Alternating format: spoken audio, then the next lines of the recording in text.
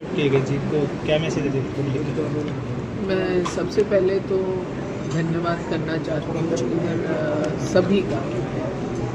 कल ही हमारे प्रधानमंत्री जी ने शपथ ली है और आज हमारे मुख्यमंत्री जी ने ये कार्यक्रम रख दिया। तो मैं माननीय मुख्यमंत्री नायब सिंह सैनी जी का भी बहुत आभार व्यक्त करना चाहती हूँ कि मोदी जी की सरकार और नायब सिंह सैनी जी की सरकार दोनों गरीब, किसान, मजदूर और ख़ासतौर से महिलाओं को, बहनों को, बेटियों को समर्पित सरकार है।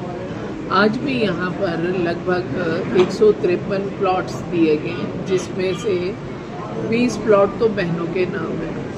और हरियाणा पे आदरणीय मोदी जी का बहुत मैं कहूँगी विशेष लाड और विशेष स्नेह रहा है कि पहले हमारे पास मनोहर हरियाणा था और अब मनोहर हरियाणा नायाब हरियाणा में बदल गया है। और उसके कार्यशैली जो है वो अपने आप में अनुपम है, ये इस बात को दर्शा रही है।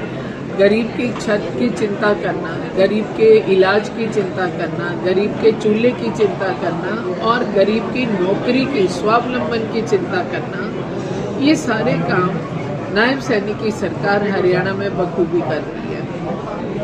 आज 153 में से 130 जो है भाइयों को प्लॉट दिए गए हैं।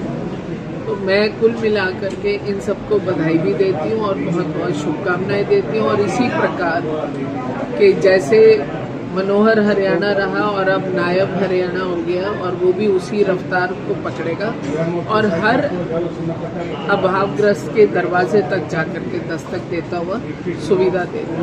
मंत्री जी, आप कह रहे हैं कि हरियाणा रफ्तार पकड़ेगा, लेकिन पिछले 5 साल पहले 10 की 10 सीटें बीजेपी की थी और इस चुनाव में 5 रह गई। तो इसके पीछे क्या कारण मानता है? जब सरकार आप कह रहे हैं कि गरीब के लिए, महिलाओं के लिए, किसानों के लिए काम कर रही है, तो वोट में क्यों कन्वर्ट नहीं होता? दो चीज़ों का फर्क है।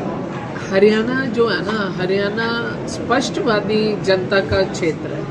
हरियाणा के जो लोग हैं, एक मैं कहती हूँ बहुत भावुक है और दूसरा साफ और सीधे लोग हैं।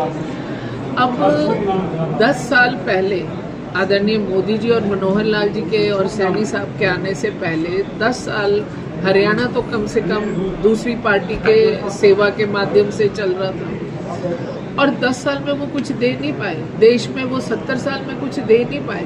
नारे उन्होंने बहुत दिए और मैं ये समझती हूँ कि पुराने राजकाज में जनता गरीब की गरीब रहती थी और नेता अमीर से अमीर होते चले जाते थे।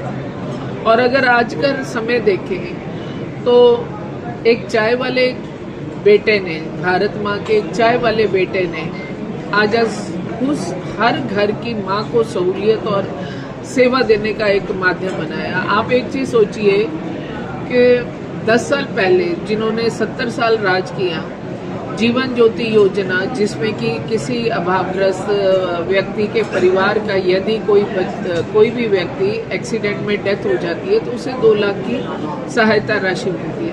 ये कभी दी तो नहीं किसी ने, लेकिन मोदी जी और मनोहर जी और नायब सिंह सैनी जी ने करी।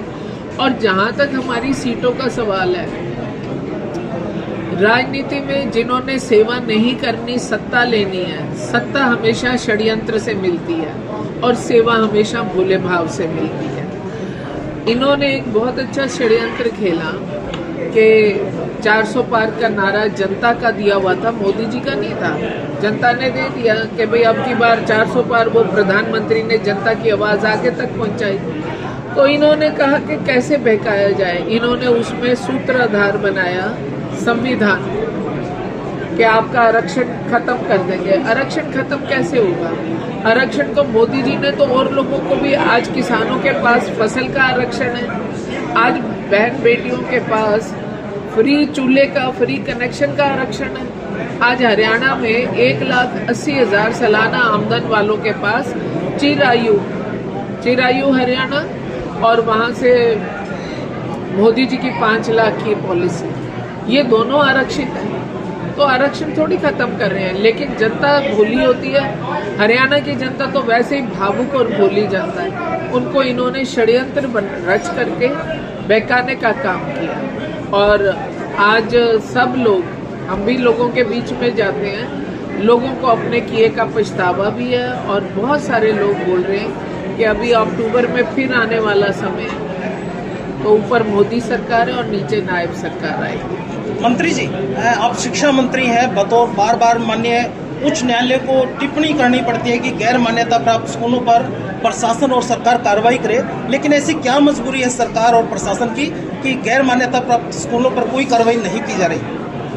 नायब सिंह जी के राज में, हमारे नायब सैनी जी के राज में और मनोहर लाल जी के राज में आज सरकारी स्कूलों की बच्चों की संख्या 21 लाख से ऊपर पहुंच चुकी है। तो लोगों ने भारतीय जनता पार्टी की हरियाणा की सरकार पर अपना विश्वास जताया है, लेकिन हरियाणा में बच्चों की संख्या देखते हुए मैं ये समझती हूँ, मैं खुद शिक्षिका रही हूँ, जो कानून और मर्यादा बताई गई है उसको बांधना बड़ा जरूरी है। और अगर आज मैं हरियाणा के अंदर मान लीजिए 10,000 ऐसे स्कूल हों, उनको बंद कर दिया जाए, 10,000 स्कूल में कितने बच्चे होंगे? 1 लाख बच्चा बन जाएगा, और वो 1 लाख बच्चे को कहाँ एडजस्टमेंट मिलेगी? दूसरी बात, शिक्षा पैसे का खेल नहीं है, आज भी नहीं है, भले कुछ लोगों ने बना दिया, शिक्षा पैसे का खेल नहीं है। शिक्षित तो वो भी लोग हैं जिनको उनकी माँ स्कूल ना भेज करके घर में पढ़ा करके 3 जमात तक फिर स्कूल डालने का काम करती है। तो मैं इस बात को